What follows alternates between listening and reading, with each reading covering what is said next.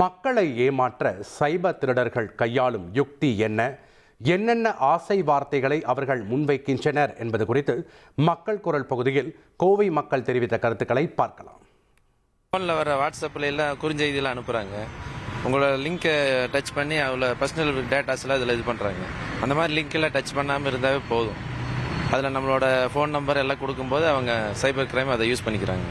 உங்களுக்கு அந்த மாதிரி அனுபவங்கள் இருக்கா? இருக்குங்க, எனக்கு கூட இந்த மாதிரி மெசேஜ்லாம் அனுப்புகிறாங்க. நான் அதை பார்க்குறதோட சரி, அதுக்குள்ளே எல்லாம் போகிறது கிடையாது, சத்தம் போடுறது.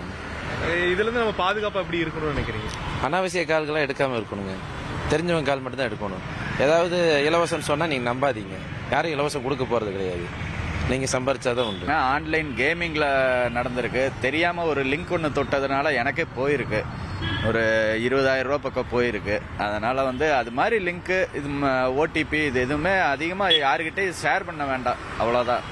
நம்ம இதுக்கு என்னவோ அதை மட்டும் நம்ம பார்த்தா போதும். சரிங்களா? அது தேவையில்லாத பண்ணும்போது தான் இதாகுது. எதாக இருந்தாலும் கவர்மெண்ட்டுன்னு சொல்லி வரும்போது அதோட லிங்க்கில் வரும். கவர்மெண்ட் அப்படின்னு சொல்லி GOVTன்னு வரும். அந்த இது வந்தால் மட்டும் நீங்கள் அது அதுவும் இ சேவை மையம் இது மாதிரி கரெக்டாக இருக்கிற இடத்துல மட்டும் பாருங்க. இல்லை அப்படின்னா தேவையில்லாமல் நம்ம அந்த லிங்க் எல்லாம் தொட்டு நம்மளே பணத்தை இழக்க வேண்டாம். எனக்கு தெரிஞ்ச நிறைய பேர் சைபர் கிரைமில் மாட்டியிருக்காங்க. இந்த ஓடிபி வச்சு வாங்கி அவங்களே அக்கௌண்ட்ஸ்லேருந்து காசுலாம் திருட்டியிருக்காங்க. அதனால் நம்ம தேவையில்லாத வெப்சைட்டில் எதுவும் போகாமல் நம்ம சேஃபாக இருந்துக்கலாம். மெசேஜ் ஃபேக்காக வர மாதிரி நம்ம கண்டுபிடிக்க முடியுது. நம்ம ஒரிஜினல் வெப்சைட்லேயே எப்பயுமே யூஸ் பண்ணுறது சேஃப். பார்த்தது இல்லைங்க, ஆனால் கேள்விப்பட்டிருக்கிறேன். நான் அதை பற்றி ரிஸ்க் எடுக்கிறது இல்லைங்க. நான் ஃபேஸ்புக், வாட்ஸ்அப்லாம் யூஸ் பண்ணுறது இல்லைங்க. அப்புறம் அனாமத்தா ஃபோன் அட்டன் பண்ணுறது இல்லைங்க. அதில் ஆசை வார்த்தை சொல்கிறாங்க தான், லோன் தர்றோம் அது இதுன்னு சொல்கிறாங்க. நான் அதை யூஸ் பண்ணுறது கிடையாது. டைரியில் மாத்திரம் எழுதி வச்சுக்கணுங்க. டைரி வச்சுருப்போங்க. டைரி கையோட ரொம்ப முக்கியமான நம்பர் மாத்திரம் எழுதி வச்சுக்கணுங்க. அதிலிருந்து கால் வந்தால் மாத்திரம் அட்டன் பண்ணுறது. நியூ நம்பர் வந்தால் அது மாதிரி சொன்னாங்கன்னா நமக்கு அது டவுட் ஆயிடுது இல்லைங்களா?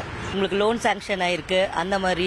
அப்புறம் இந்த லிங்க் டச் பண்ணால் உங்களுக்கு 3,000 rupees வரும், 5,000 rupees வரும். ஃபர்ஸ்ட் நீங்கள் 1,000 rupees இன்வெஸ்ட் பண்ணுங்க. அந்த மாதிரி நிறைய விஷயங்கள் சொல்றாங்க. பேங்க்ல இருந்தே கூப்பிட்டு ஓடிபி கேட்டாலும் சொல்லக்கூடாது அப்படிங்கிறது இப்போ ரூல்ஸ் இருக்கு. எந்த பேங்க்கும் ஓடிபி கேட்கறது இல்லை. KYC சப்மிட் பண்ணக்கூடாது அன்வான்ட் பீப்புள்ஸ்க்கு. அந்த மாதிரி அப்புறம் கேம் ஆப்ஸ் அந்த மாதிரி எதையுமே டச் பண்ணிடக்கூடாது. இமீடியட் ரிசல்ட் கொடுக்குற எந்த ஒரு விஷயத்தையும் நம்ம இன்வெஸ்ட்மெண்ட் பண்ணக்கூடாது அப்படிங்கறத சார் கருத்து.